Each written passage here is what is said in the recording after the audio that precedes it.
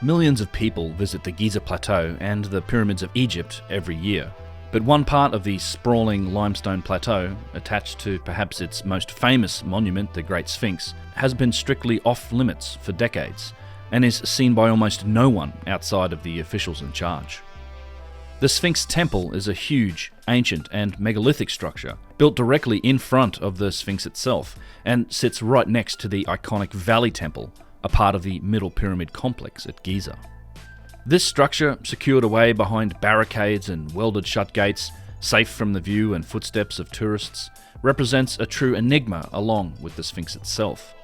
Inside its walls can be found features and remnants of advanced technology, wrought in stone from its once mighty past, and evidence that hints at answers to long-pondered mysteries, like the reports of underground passages and chambers, with references that go back thousands of years to the time of the pharaohs.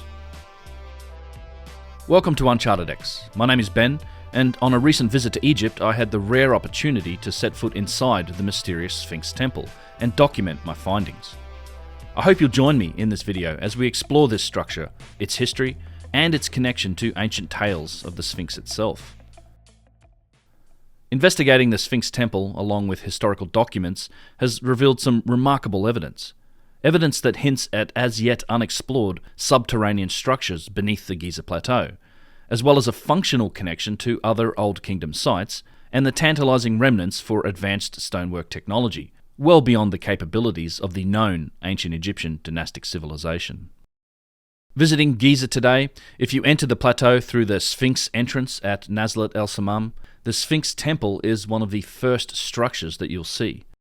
Built right next to the Valley Temple and directly in front of the Sphinx itself. From the outside, it seems like almost part of the Valley Temple, and in truth, it does seem to be something of a sister structure to its much more well-trodden neighbour. Due to its location and its apparent connection to the Sphinx, the standard model attributes the temple to the same timeline as the Sphinx and the Valley Temple, for that matter, that of the 4th dynasty of the Old Kingdom, specifically the Pharaoh Khafra, circa 2550 BC. Similar to those structures, however, when you dig into the details, there is, in reality, very little evidence that directly ties its original construction to that period. We had the chance to enter the Sphinx Temple late in 2022. It's very rarely visited, usually entirely inaccessible, and there isn't a lot of data or documentation available for it. That said, in the last year or so, it seems to have become occasionally available as a special permission entry, as have several other usually off-limit locations in Egypt, a trend that I have to say I'm very pleased to see happening with the new management of the Ministry of Antiquities. We combined our entry to the Sphinx Temple along with the more common special permission access into the Sphinx enclosure. The wooden boardwalk that provides access into the enclosure also delivers an excellent view of the Sphinx Temple as you walk by. The rarity of access into the Sphinx Temple is amply demonstrated by the fact that this was my good friend Yusuf Aywan's first ever time setting foot inside its walls. And he's lived his entire life right next to the Giza Plateau, raised by his father, the famous guide and indigenous wisdom keeper Hakim El Aywan. Needless to say, we were both pretty excited about the chance to explore it in person on this trip, and I'm very grateful to our excellent staff in Egypt with the connections to make it happen. Mo Taha is the man when it comes to the logistics of my tours, as I'm sure everyone who's been on one would agree, and I can't imagine working with anybody else to organise them. Thanks, Mo.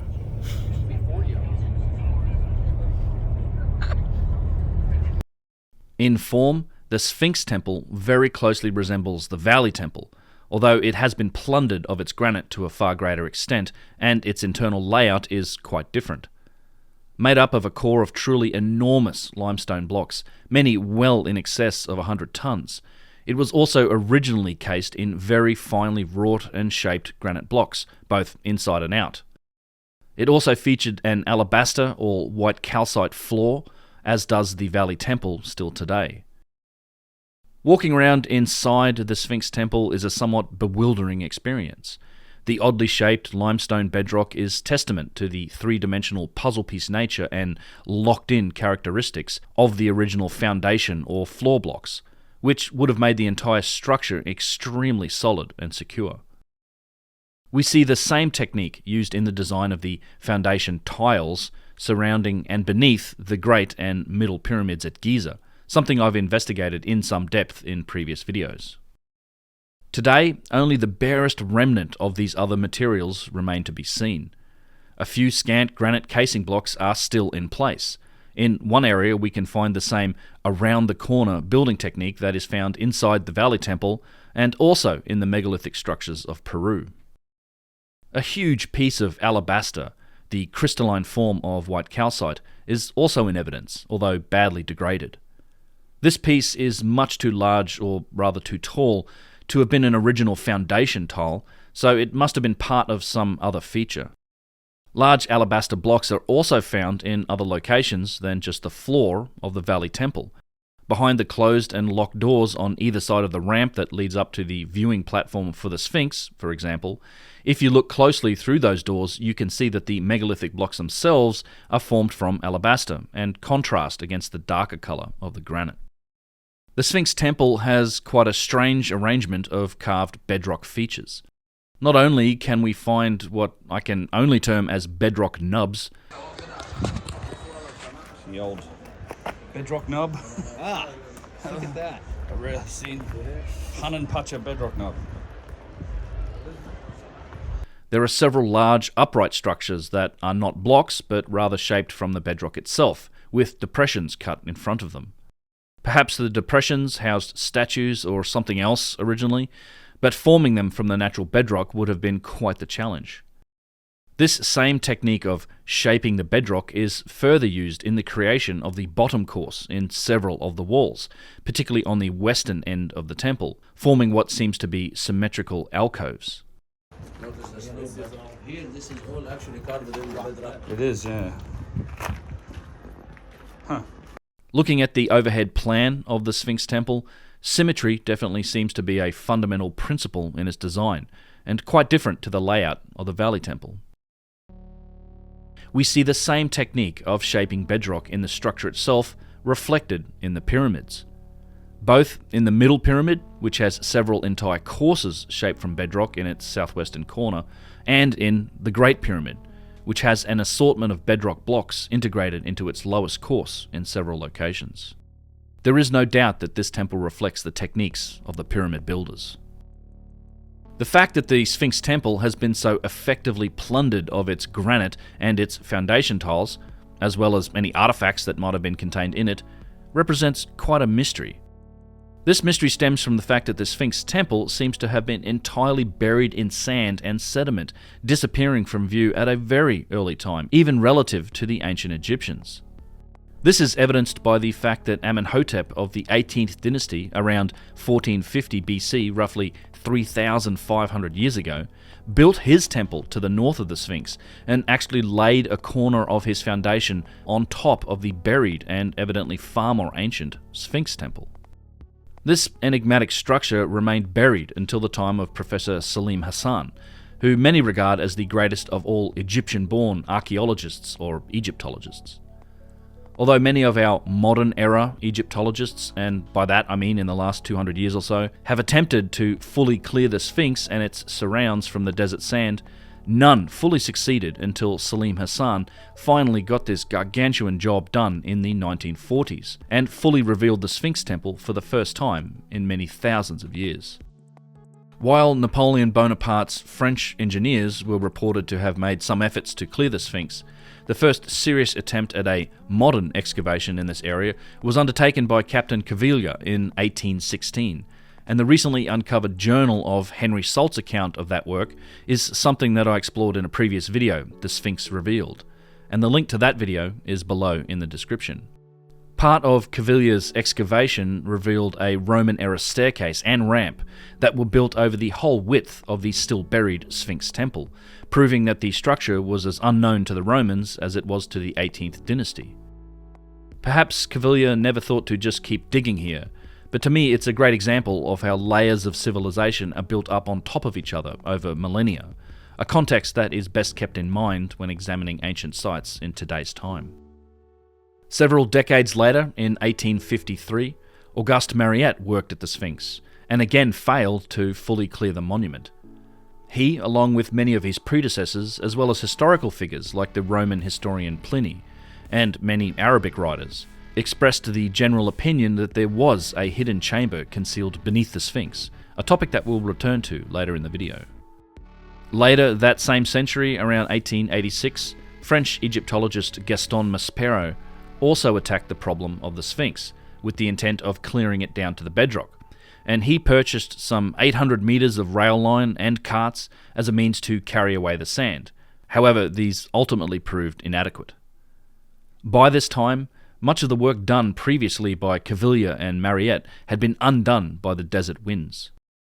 After 15 days of digging, they had not yet even uncovered the Roman-era staircase that was revealed by Cavelier, and switched their attention to the body of the Sphinx itself.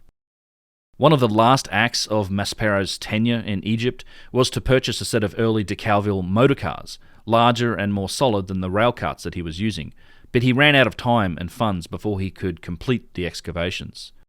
He was reported as saying that he deeply regretted not having used the cars from the start, as had he done so he might have been able to conduct many of the excavations he ultimately was compelled to refuse. Maspero, in the words of Salim Hassan, quote, also dallied with the idea of subterranean chambers and hidden treasure, end quote. In the 20th century, Emile Barizet was entrusted by the Antiquities Department to continue excavations in this area, and in 1925 he did finally successfully clear the Sphinx itself from all sides. But his method of doing so proved to cause quite some challenges down the line for Salim Hassan, which he recalled with fairly good humour.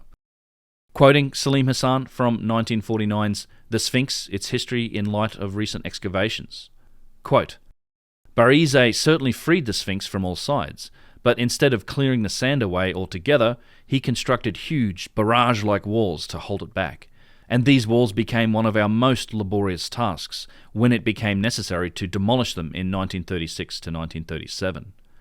I believe that Barizet had taken his inspiration from the monuments of the Old Kingdom and had built for eternity. End quote. It was also during this time that major repairs to the Sphinx itself were made, with its masonry collar being added to help support the head, and the wide cracks across the face were filled in and coloured. Repairs which some people to this day claim to be some ancient form of magical geopolymer, a commonly made mistake in many structures on the plateau that have been repaired in modern times. Barizet also partially uncovered and excavated the first parts of the Sphinx Temple during his work, but it would not be fully revealed until Salim Hassan began his tenure on this site in the 1930s. Salim Hassan documented his excavations work and findings in the book mentioned above, The Sphinx, Its History in Light of Recent Excavations, which was published in 1949. And gives a sense of just how difficult it was to clear an area this size of sand down to the bedrock. Take a look at these before and after photos, and bear in mind that these were taken but a decade after Barizet had already cleared it of sand. It really doesn't take long for the Sahara Desert to reclaim ground. An interesting observation in light of the debate and discussion around the erosion on the walls of the Sphinx enclosure, and whether they are formed by heavy precipitation, as stated by Professor of Geology Robert Schoch, or by wind and sand, as claimed by most Egyptologists. One might also wonder why the Sphinx's head, the part of the monument that is generally always above the sand, doesn't show the same so-called wind and sand erosion. I've explored this topic in a couple of videos, including an in-depth discussion with Randall Carlson. Check those out if you're interested in more depth here. Returning to Hassan's account of his excavation, quote, in order to effect as rapid clearance as possible, we sometimes arranged our truck lines in 3 superposed levels, and sometimes spread out fanwise. Each of these tracks were running a group of 12 trucks, and each truck having a load capacity of 1 cubic metre. This system resulted in the removal of about 1,300 cubic metres of sand daily, which was deposited at a distance of over 1 kilometre far from the site. We commenced our season's work at a spot lying close to the northern and eastern protective walls built by Barizet, which we were now forced to demolish before we could get down to our task of excavating. There were also some later mud brick structures at this spot, which, after planning, photographing and recording, we were forced to pull down. This is always the case when excavating a site which has been occupied at different successive periods, the later remains being always built over the sand-engulfed ruins of the earlier structures." End quote. Hassan and his men found a steady stream of artifacts, steles, and figures of lions and sphinxes as they excavated. His most significant discovery was probably the temple of Amenhotep II of the 18th dynasty, which was found to the north and slightly overlapping the deeper Sphinx Temple, its foundation laid on the ground above the buried megalithic structure. Made from thick mud brick walls and cased in fine white Tura limestone, some parts of this temple can still be seen today when visiting the Giza Plateau. Here is how Salim Hassan described the Temple of the Sphinx. Quote, "The Temple of the Sphinx is a massive construction of the typical 4th dynasty type. Lying a few paces to the north of the Valley Temple of Khafra, it seems, as far as the facade is concerned, to be designed on the same lines. The two temples are both facing east, and each has an entrance in the northern and southern ends of its facade, and these facades are lying in line with each other. Moreover, both temples are constructed of a core of limestone masonry, and cased inside and outside with blocks of finely dressed granite. The size of some of the blocks forming the core masonry of the Sphinx Temple is enormous, rivaling and indeed often exceeding 3 times the size of the stones used in the building of the Great Pyramid. The fact that these gigantic stones were quarried locally does not lessen our admiration for the skill and organisation that manoeuvred them into position. Beyond the facade, the similarity between the two buildings ceases, the interior arrangement of the Temple of the Sphinx being entirely different to that of its neighbour, proving that it had been designed for a different purpose. Here it may be mentioned that this building is the oldest divine temple, as distinct from a royal mortuary temple yet discovered in Egypt. Throughout the entire temple, it will be noticed that all its important features are duplicated. For example, we find 2 entrances, 2 sets of chambers in the western wall, 2 outer passages, etc. End quote. The temple isn't solely related to the Sphinx just because of its location, right in front of it. There is another connection to the Sphinx, and this is tied in to the depictions of the Sphinx in ancient artwork from across the ages. As shown on the Dream Stele, erected by Thutmose IV around 1400 BC, found today between the paws of the Sphinx, and carved from a recycled block of granite from the Old Kingdom, it's clear that the Sphinxes depicted here are shown seated on a pedestal. Obviously, we know that the Sphinx doesn't actually sit on a pedestal, rather it's carved directly from the bedrock, but for the longest time, before its enclosure was fully cleared of sand, many who worked here on this site did believe that they would eventually find such a pedestal. However, as with many mysteries from ancient Egypt, it's not quite so simple as that. The Dream Stele is far from the only depiction of the Sphinx lying upon a pedestal with its head up. Another word for this pose is being couchant. As reported by Salim Hassan, of the 51 stelae bearing representations of the Sphinx, 31 of them show it upon a pedestal, and not only that, a pedestal with a cornice. Quoting Salim Hassan, quote, "In the reliefs, the Sphinx of Giza is nearly always represented as couchant upon a pedestal, the form of which has hitherto caused much speculation on the part of archaeologists. It usually takes the form of a high rectangle surmounted by a cornice. To this is often added the representation of a door. Out of the 51 stelae bearing representations of the Sphinx, which are known to have come from Giza, 31 are shown upon pedestals of the above-mentioned type, and 7 bear representations of doors. The remaining 19 stelae are either damaged, small, crudely carved, or lacking in detail. On stele number 12 from our excavations, the Sphinx is shown as though lying upon a building surmounted by a cavetto cornice, and provided with a doorway. The stele of an official named Nezameret in the Louvre goes one step further and adds a flight of 6 steps to the base of the pedestal, which also has a door. Describing this stele, Mr. Murray says, quote, "On our stele it is in the form of a naos with a narrow doorway and approached by a staircase. The stele of Khufu's daughter, which is of a later date, also shows the Sphinx couchant upon a pedestal in the form of a naos, but lacking a doorway and a staircase. What then was the exact form of the pedestal of the Sphinx?" This is the same question that Maspero asked when he was making his fruitless search for the pedestal of the Sphinx. But now, thanks to the light thrown upon the matter by the clearances effected during our recent excavations, we are able to give the answer to the question.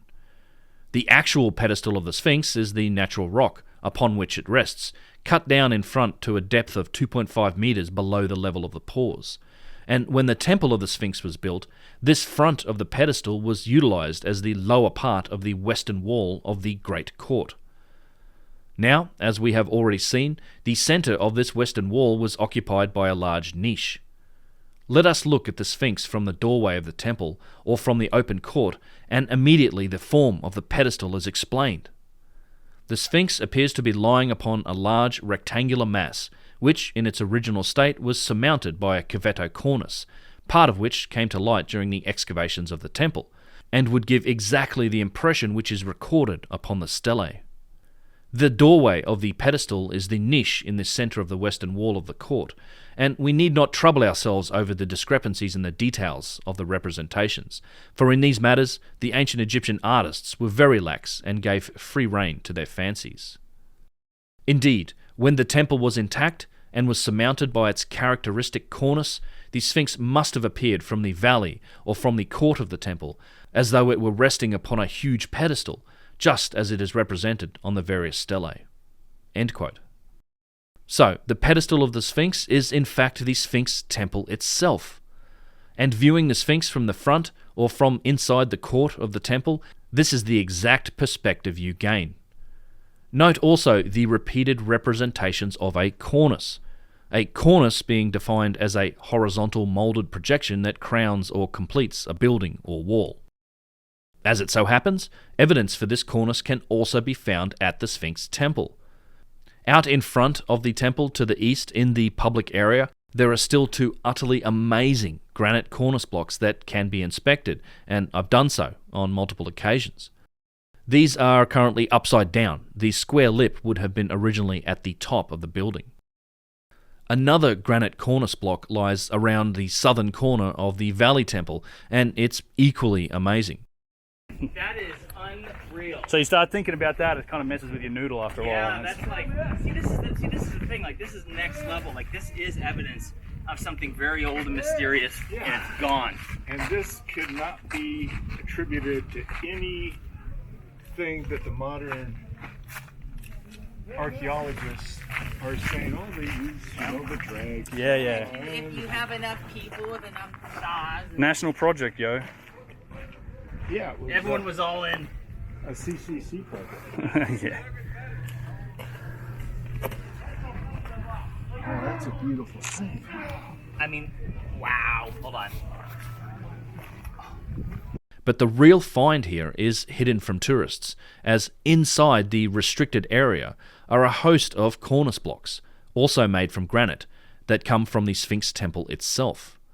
These amazing blocks are all lined up in a row with their compound and curved precision machine surfaces blocked from viewing from the outside. I've known of the existence of these blocks for quite a while and have long wanted to examine them up close, as I think they represent some of the best evidence for advanced technology existing in the far distant past. I did manage to get a scan of these blocks, but they're absolutely worthy of a deeper and more accurate scan and analysis of the type recently undertaken on the pre-dynastic granite vase that's been the subject of my last couple of videos. All of the cornice blocks at Giza that I've mentioned, as well as another curved cornice block that is found up at the so-called mortuary temple of the Middle Pyramid, are astonishing in their details. I was at home, and it was a video of Yusuf and Brian at the Serapeum. Such a smooth curve. It's just, it's ridiculous. Check out the radius here. Yeah, And right. that's, Very difficult. Like it's a consistent smooth radius. and You it's just an inside corner. And the one that Chris Dunn measured up was... I think it was one of these, yeah. And it was like this, only it hadn't been broken. It had shoulders on both sides. So we'll see one of those blocks. We'll go down to the Valley Temple. Thinking, yeah, to get this inside corner, no swing saw, no copper chisel, nothing is going to give you that effect. No, I mean this is No wishful thinking is going to make something like this happen. No, this is yeah, I know, right? Yeah. No wishful It thinking. was all wishful thinking. It's very consistent too. It's incredible. Consistent to what's that? Well, it's just a very consistent curve. Like it's Yeah. They just To create that shape coming from a flat surface, that shape into this radius, and then the flat shape going out. we use computers for that shit now. We don't. That's not. yeah, it's a CAD, it's a 3D CAD thing, right? The surfaces and curves are, at least to the hand and eye, perfect. They're consistent, smooth, and without deviation. And let's not forget that they're carved from very high quality granite with large quartz crystal inclusions and weigh in at an approximate 17 tons each. Manufacturing engineer Chris Dunn made a study of these Cornice blocks in his 2 books, The Giza Power Plant and Lost Technologies of Ancient Egypt, and he firmly came to the conclusion that the precision evidence in the blocks could only have been produced by sophisticated tools. Quoting Chris Dunn from both of his books and his thoughts after multiple inspections of the contoured Cornice blocks at Giza, quote, "In 1995, I inspected a block on the Giza Plateau that caught my attention because of its smooth surface and what appeared to be machined corners and a rounded surface. In February 2006, I invited John Anthony West. John West is very good at reaching the heart of an issue using simple analogies. In summarizing the evidence of precision at Giza, he said, quote, "It's like finding a Porsche where only a wheelbarrow would be," end quote. This is a great analogy. To discover precision normally found only on modern artifacts, in artifacts from a period of time where the wheel was not supposed to have existed, raises eyebrows, many questions, and an overarching sense that such accuracy was the result of a period of technological development of tools that were capable of nothing less. What is remarkable and important about the Valley Temple contoured block is that it shows that the ancient Egyptians crafted not only flat surfaces, but also contoured surfaces, with uncommon precision. Sliding the 12-inch straight edge along the crown of the convex radius there, I could not detect any variation, which would be revealed by light showing through the straight edge's interface with the stone. At several locations around the arc, I repeated the inspection with the gauge, coaxial with the centerline of the radius, and found remarkable consistency. From a photograph taken at the end of the cornice, we discovered that the ancient Egyptians applied the geometry of tangent circles in building three-dimensional form. I tried to detect a variation in the smoothness of the transition between the large concave radius and the small convex radius, but I could detect nothing but perfection of form. There are no ripples on the surface. There are no ridges or bumps or depressions. The precision and geometry of the piece cause it to stand apart from many other artifacts lying around it. The evidence from granite artifacts at Giza and other locations that ancient craftspeople used high-speed motorized machinery and what we might call modern techniques in non-conventional machining such as ultrasonics warrants serious study by qualified, open-minded people who can approach the subject without prejudice or preconceived notions. The implications of such discoveries are tremendous in terms of a more thorough understanding of the level of technology employed by the ancient pyramid builders. The precision in these artifacts is irrefutable. Even if we ignore the question of how they were produced, we are still faced with the question of why such precision was needed. Revelation of new data invariably raises new questions. In this case, it is understandable for skeptics to ask, where are the machines? But machines are tools, and the question should be applied universally and can be asked of anyone who believes other methods may have been used. The truth is that no tools have been found to explain any theory on how the pyramids were built or the granite boxes were cut." End quote. So, given that we've established the Sphinx Temple with its curved cornice is the pedestal of the Sphinx and tightly coupled to its creation, it's worth noting that the ancient names for the Sphinx itself are also closely related to the rumours of undiscovered chambers either in the Sphinx or below this area. These stories have been circulating for a very long time. Even the Roman historian Pliny in the year 23 BC was of the opinion that the pedestal might lead to the tomb of King Harmachis. Many Arab historians, as well as more modern-era Egyptologists, shared this perspective that there might be hidden chambers in this part of the plateau. Famously, the American Edgar Cayce prophesied the existence of the Hall of Records, connecting it to the legends of Atlantis. And many researchers even today theorize that there is something below the ground in this area. Here's my good friend and guide, Yusuf Aywan, connecting some of the dots. Yeah, there should I be. was talking about with the professor Jaber about the word, the oldest name of the Sphinx, Ruti, and it means the two lines, Shu and the Tifnut.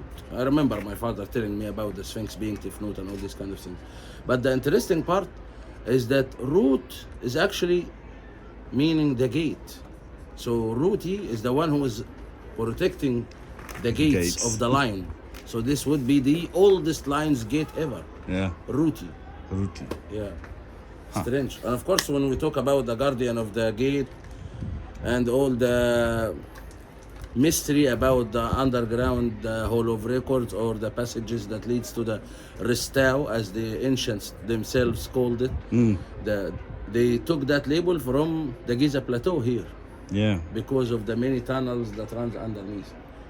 So I know the American Institute was also talking about that they found parts here that is not solid bedrock, that it was actually constructed.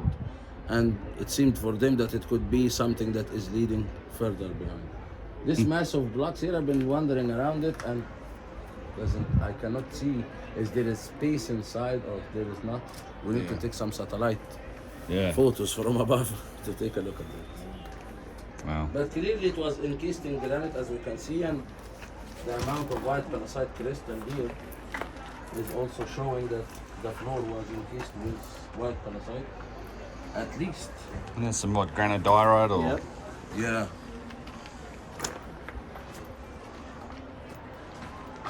So all this is bedrock. Yeah, it is. It could be a very small corridor after you encase this With granite. with granite.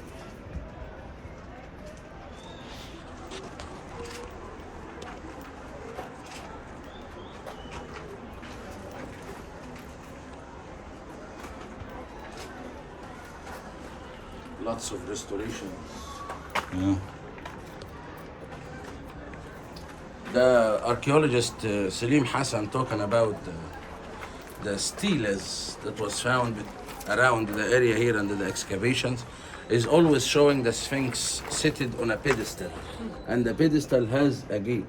And since the statue itself is on the bedrock, then he assumed that this pedestal's wall is this one here.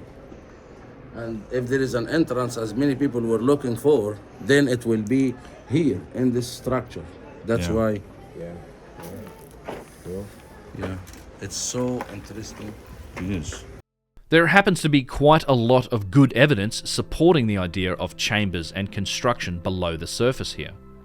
In 1997, Dr. Zahi Hawass himself organised a drilling experiment out in front of the Sphinx Temple. And if you ever visit this area, you can still see the concrete pad and pipe from this drilling still in place, only a few metres away from the structure. Quoting Zahi Hawass, quote, "At the 16-metre depth, the core drill was on a hard surface which could not be penetrated. From this depth, the pounders, in the form of a metal I-beam, brought up a piece of red granite about 10 centimetres broad.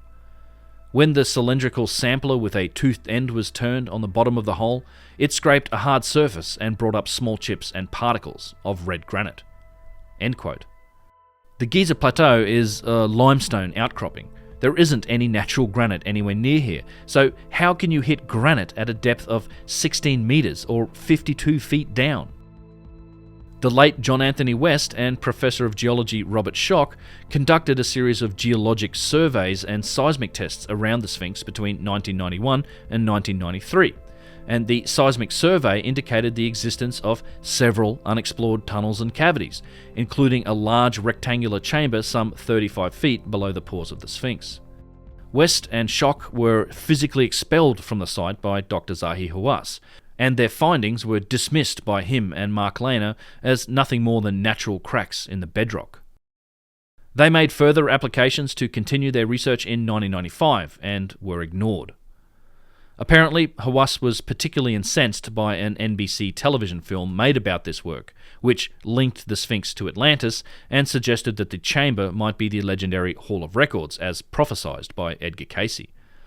Hawass called these claims nonsense and that, quote, "we won't allow our monuments to be exploited for personal gain," end quote. Are you serious? So, on the public side, Zahi Hawass and Mark Lehner dismiss and ridicule scientific results showing hidden chambers, or any claims about the apparent vast age of the Sphinx, and deny any connection to Edgar Cayce or the private non-profit organisation that works today in his name, the Association for Research and Enlightenment, known as the ARE, or also as the Edgar Cayce Foundation. Yet, privately, according to multiple accounts and documents, they seem to have been enabling just such research to occur, by the ARE no less, and much of it with the stated goal of both finding the Hall of Records and establishing that the Sphinx is far older than the dynastic Egyptian civilization. Author Robert Bauval has documented these connections in detail on his website, although you might have to go to the Wayback Machine of the Internet Archive to find them. I'd recommend doing just so. It makes for some very interesting reading on multiple topics. Quoting directly from Robert Bauval's website, quote, "The Edgar Cayce Foundation / Association of Research and Enlightenment has had, since 1974, direct or indirect dealings with Zahi Hawass for the latter to assist them, directly or indirectly, to find the so-called Hall of Records in the Giza Plateau as predicted in 1932 by Edgar Cayce. Several permits were given for the ARE or its senior members, directly or indirectly, by the Egyptian Supreme Council of Antiquities during 1977 to 1998 to this end. In 1979 and 80, Hugh Lynn Cayce, the director of the ARE and eldest son of Edgar Cayce, made the following claims regarding Zahi Hawass. Quote, "I got him a scholarship at the University of Pennsylvania in Egyptology to get his PhD. I got the scholarship through an ARE person who happened to be on the Fulbright Scholarship Board. He, Hawass, has aided Mark Lehner to work at the Sphinx, and I am very appreciative." End quotes. Hugh Lynn Cayce made this statement in his biography, Hugh Lynn Cayce, About My Father's Business, written by A. Robert Smith in 1988 on page 250. Further quoting Robert Bauval, quote, "Zahi Hawass, however, has strongly denied the veracity of these claims. Indeed, when in 1995 the American author John Anthony West exposed these claims to various people, Hawass, through his lawyers, threatened to take legal action for libel and defamation." End quote. There does seem to be some truth to these claims, though, at least those for a secret search for chambers below the Sphinx that's been going on since the 1970s, and that the ARE was definitely involved. Pictured here is Mark Lehner with Hugh Lynn Cayce at the Sphinx, and also a young Zahi Hawass supervising drilling at the Sphinx in 1978. What were they drilling for? John Anthony West and Robert Schoch made their search in 1993, and yet another, more secret search was conducted in 1996 and 1997 by the Shaw Foundation, using ground-penetrating radar and other techniques. Although this happened under the auspices of the Shaw Foundation, the work was conducted by lifelong ARE members Dr. Joseph Shaw and Joseph Jehoda, shown in images here. The now late Boris Said, a teenage friend of John Anthony West, was involved in his work at the Sphinx, and in 1996 he was brought on to film the work of the Shaw Foundation. Quoting again from Robert Bauval's website, quote, "In 1996, Hawass, the Director General of the Giza Pyramids, helped two senior life members of the Edgar Cayce Foundation obtain a 5 years renewable exploration permit for the Giza Plateau. These two ECF or ARE members were Dr. Joseph Shaw and Joseph Jehoda. The permit was officially under the Shaw Foundation, registered in New York. Neither Dr. Shaw or Jehoda were archaeologists. Free, full-time access was given to the Shaw Foundation to the Great Sphinx and the Great Pyramid. The official purpose of the project was to find and repair faults and chasms for the protection of tourists. The true and covert purpose was to search for the Hall of Records and conduct experiments at the Sphinx and inside the Great Pyramid, especially in the King's Chamber and the relief chambers. A secret 2 hours documentary was made of this project covering 1996 to 98. End quote. This secret documentary was filmed and produced by Boris Said, but was never released to the public. Boris Said was a guest on the Art Bell radio show in 1997 and explained the situation, as well as what they discovered. I had originally scripted out a long section getting into the backstory of this film and the couple of years of work done under these permissions, and it's quite a tale that goes to several different and very interesting places, including sonic experiments and secret excavations inside the Great Pyramid, undiscovered chambers and tunnels beneath the Khafre Causeway, and discoveries made at the Sphinx. I eventually decided that including even an abbreviated version of all of these events would have made this video way too long, and even then I wouldn't have been able to give it the justice that it deserves. So I am absolutely going to cover this topic in more detail in a follow-up video. All I want to establish in this video is the history of secret searches for cavities beneath the Sphinx and its pedestal, and that the ARE was involved. That both West and Schock's work and that of the Shaw Foundation established that such a chamber exists seems quite clear, as witnessed by this short clip from Boris Said's appearance on Art Bell's radio show. All right, there is some thought that within or beneath the Sphinx, the paw of the Sphinx, may lie chambers in which something called the Hall of Records may reside. Now, that would be, or I guess is said to be, a sort of a library documenting all the technology of this previous civilization. Is that correct? That's the story, yes. You believe that? Let's put it this way. I know there's a chamber there because I've seen it on two different scientific instruments. In 1991, Dr. DeBecke documented a 30 by 40 foot rectangular anomaly about 35 feet below the surface under the paws of the Sphinx, and he did that with seismic technology. We went back there in the spring of 1996, and Dr. DeBecke, with ground-penetrating radar, confirmed that there was, in fact, a rectangular anomaly under the paws. This was part of the Shore expedition, or not? This was, the first time was the John West expedition. John Anthony West. Yes, and the second time was with part of the Shore expedition. So, in other words, through ultrasound, and then now through X-ray as well, there's confirmation in both technologies that there is a chamber indeed under the Sphinx. Right. In short, this documentary was never released to the public due to a complicated falling out between Boris Said and Joseph Shaw. Zahi Hawass was involved in planning this documentary, and he was filmed while in one of the passages leading into the Sphinx, specifically the well-known entrance at the rear of the edifice. And he said, what about if we open a tunnel that's never been opened before? And I said, where? And he said, under the Sphinx. And I said, that would do it. That would do it. Right.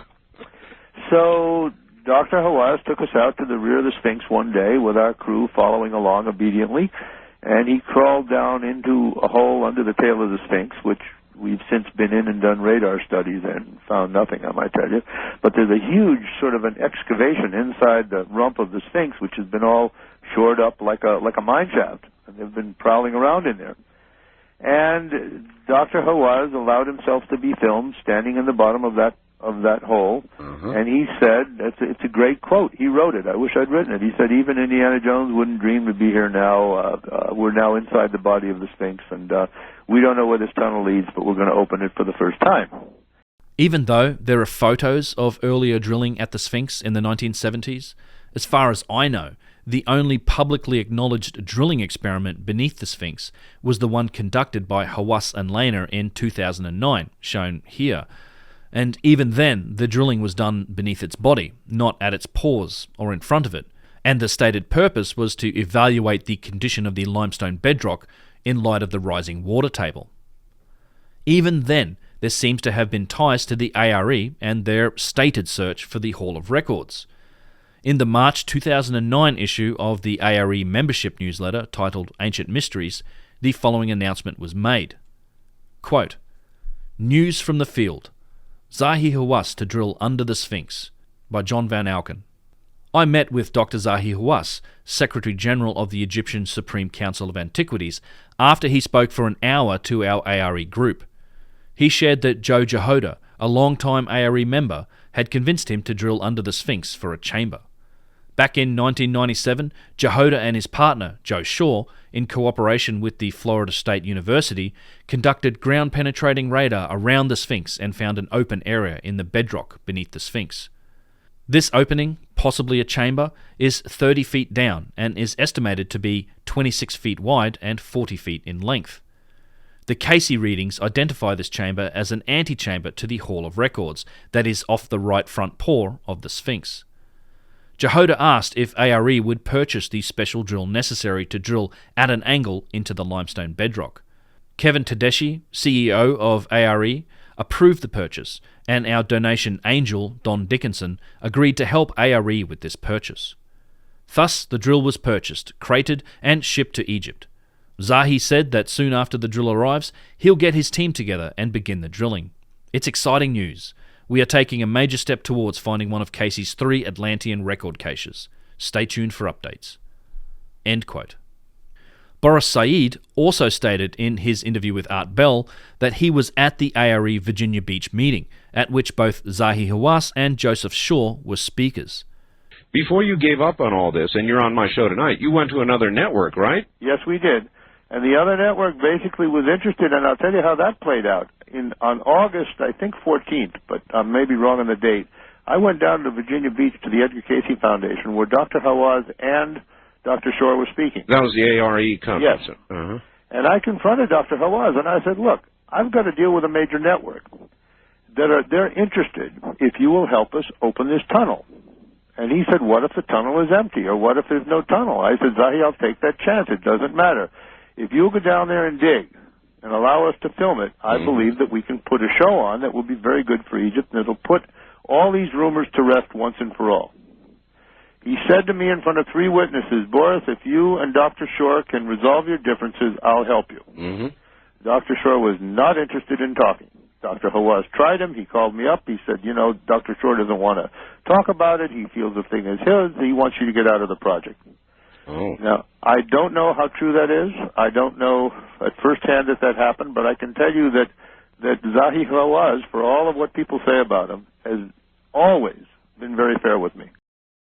During my first visit to Egypt in 2015, which was on the somewhat infamous debate tour featuring both Graham Hancock and Zahi Hawass, a member of the audience asked Dr. Hawass about his connection to the ARE after his presentation. He stated that, yes, he had lectured 2 or 3 times at their meetings in Virginia Beach, but other than that, he has no connection to them. As mentioned earlier, Hawass dismissed the results of scientific scans as nonsense after he removed John Anthony West and Robert Schoch from the site in 1993. However, after the Shore expedition in 1996, Hawass announced in the Egyptian press that there were in fact secret tunnels under the Sphinx and the pyramids, and stated his belief that these tunnels would prove to, quote, carry many secrets of the buildings of the pyramids, end quote. Nothing, however, ever seemed to come after this proclamation. So, what can we make of all this?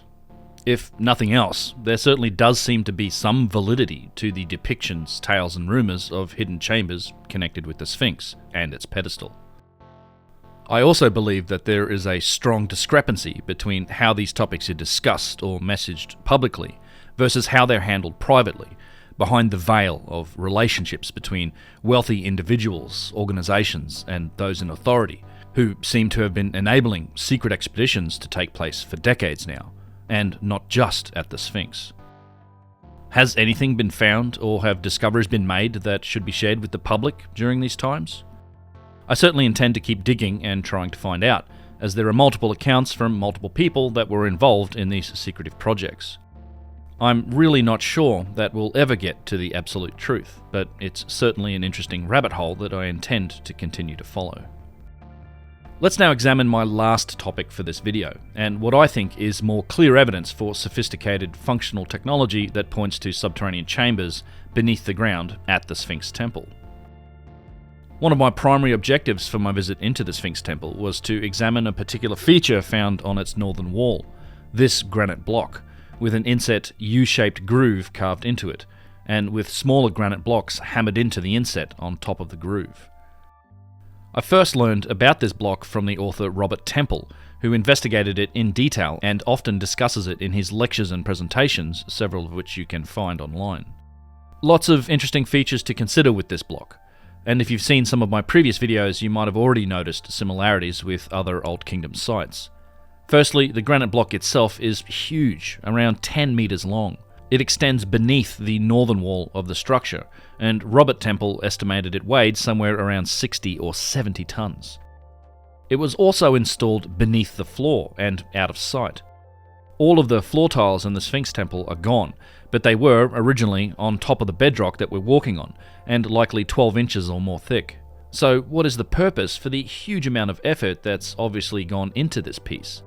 It's not decorative, and it must have served some function, as it would have taken tremendous effort to quarry this block, ship it from Upper Egypt, perhaps Aswan, some 500 miles away, carve it into its shape, put it in place, and then hammer the other granite pieces into it. Perhaps most interestingly, it seems to lead into some sort of cavity or shaft that heads down into the bedrock. This shaft is currently filled with sediment and appears shallow, but as we can see from Robert Temple's footage, probably from a couple of decades ago, if I had to guess, that it was deeper at that point, as he's standing inside it. Is it possible that this could lead to lower chambers below this structure? Robert Temple certainly seems to think so, as he believes this piece functioned as a rope guide for lowering heavy objects, perhaps boxes, down into the ground. Perhaps he's right, but I don't really agree with this conclusion, and I'll explain my reasoning. Although I should say that I do agree with him that it's likely this shaft could lead to as yet undiscovered chambers beneath the ground. Let's first address the possible function of this U-shaped or channeled block. Firstly, it's pretty clearly not just a simple drain, as it tilts slightly into the Sphinx Temple, and it wouldn't make sense to drain water into the temple rather than out of it. This also isn't the only example of this type of block. As you might know, evidence for channeled blocks installed out of sight and below the floor level are also found on several other Old Kingdom and pyramid sites, and by looking at this phenomena as a whole, we might be able to uncover some more clues as to their purpose. At Giza, there are but a few examples. On the back or the western wall of the Valley Temple, the remnant of one can be found in the granite casing stone, beneath the only quartzite block that's in the whole structure. Perhaps this originally was connected to something else, maybe part of the causeway that was built onto the temple itself. At the other end of the same causeway, in the courtyard of the massively megalithic and badly eroded so-called mortuary temple, right in front of the middle pyramid, we can also find a channeled block made from granite. Again, this would have been beneath the original floor level, and it seems to have run into or onto a large crystalline white calcite piece. Even finding white calcite here is an oddity. According to the standard model, white calcite or alabaster was used as a decorative stone, valued primarily for its white colouring, yet this piece would have been out of sight and beneath the floor level. At Saqqara, another Old Kingdom site, we can find channeled blocks actually shaped from white calcite. These are quite remarkable pieces. When you clear the sand away from them, they display some pretty astonishing evidence for machining. They're very flat, and there are clear tool marks made into the stone. Once again, these were installed below the original level of the floor, so you have to question why it was that the builders used a valuable material like this, something apparently prized for its decorative nature, for something labelled as a drain or a sewer by mainstream Egyptology. If you follow the path of the channeled blocks at Saqqara, they lead to even more channeled infrastructure, this time in limestone, and again, quite clearly a subfloor feature. As ravaged as it is, the Old Kingdom site of Dashur, home to the massive red and bent pyramids, also shows evidence of channeled blocks. This time just a random single piece, still surviving in the graveyard of chips surrounding the bent pyramid. There was a huge amount of building here in ancient times, causeways, courtyards and structures, but very little of it remains now, other than the mighty pyramids themselves, the rest having been pillaged and quarried away in the millennia following.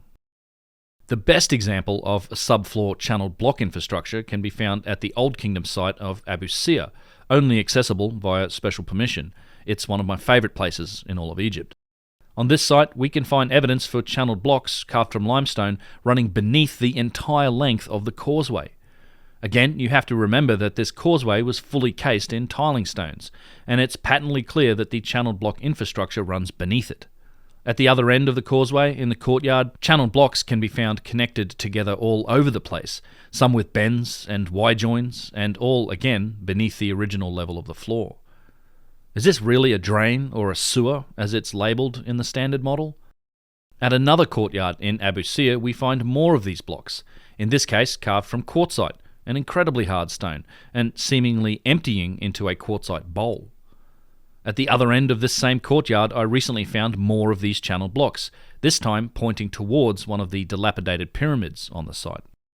To me, these channeled blocks pretty clearly represent some form of functional infrastructure, installed beneath the floor of these ancient sites, which perhaps hints at a more functional purpose for the sites themselves, rather than them all being purely symbolic or ceremonial. There are many problems with labelling this infrastructure as a sewer or a drain, from the choice of stone type, including both granite and white calcite, to the illogical nature of the output into bowls, or the lack of drop or tilt in some of the blocks. Is it possible that these channels once contained piping, perhaps made from copper? Another interesting clue in that direction is found at the nearby site of Abu Ghurab, with its notorious large alabaster so-called bowls.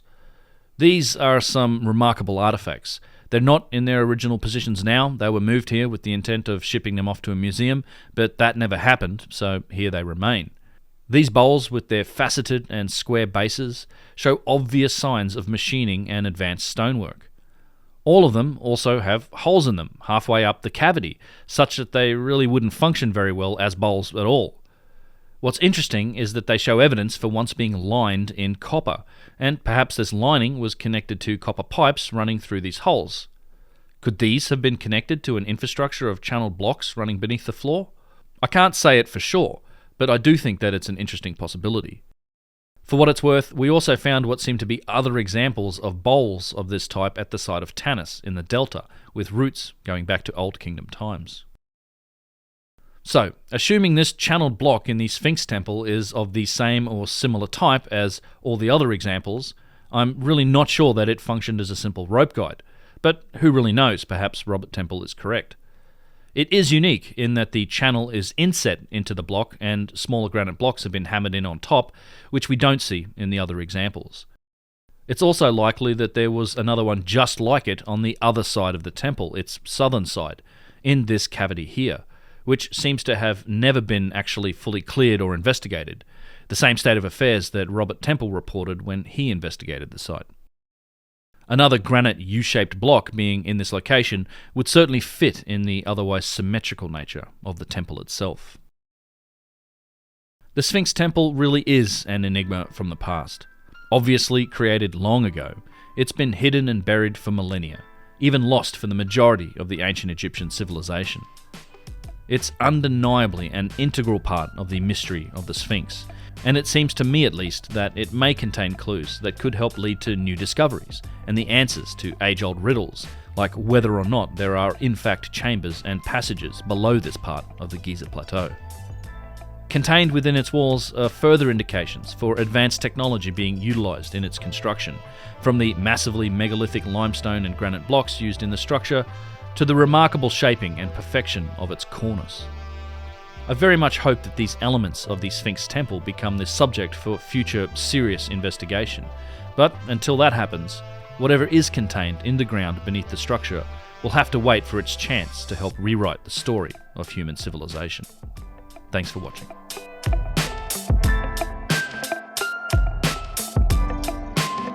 Hi all, I hope you enjoyed this look inside the Sphinx Temple and at some of its more remarkable attributes. A massive thank you to everybody who supports my channel as a channel member on YouTube, Patreon or Subscribestar, and to those of you who reach out to support my work directly. A special thank you to those of you who have stepped up for producer credits. It's very much appreciated, and I wouldn't be able to spend the time it takes to research and produce these videos without you all. If you are interested in supporting my work through the value for value model, all of the details on how to do that are on my website at unchartedx.com/support. A quick reminder on upcoming trips and appearances. I've been on a bit of a podcast bender this year so far, and you can find links to my appearances on the Joe Rogan Experience, as well as Andrew Schultz's Flagrant podcast. I'll be speaking at the Cosmic Summit alongside Randall Carlson and Graham Hancock this June in Asheville, North Carolina, and although attendance at the event is sold out, livestream tickets are available, and the link to those are below in the description. A couple of spots have opened up on my upcoming trip to Turkey. We're checking out Göbekli Tepe, Karahan Tepe, Sogmatar, and a bunch more. This is coming up quickly at the start of April, so if you're interested in making that trip, please do check out the tour page on my website. Again, the link is below. In late October, I'm going back to Egypt and joining Yusuf Aywan on his Primordial tour, and it's a great itinerary that he's put together. If you're interested in joining us, you can find details for that on his website, which is chematology.com, or via the link below, and there's also a post about it on my website. I will also be announcing details for the next Uncharted X tour of Egypt soon, and we're aiming for late January or early February in 2024. So stay tuned to my social media or my website for more details if you're looking to get back to Egypt with us. Thanks again for watching, and I'll see you all in the next one.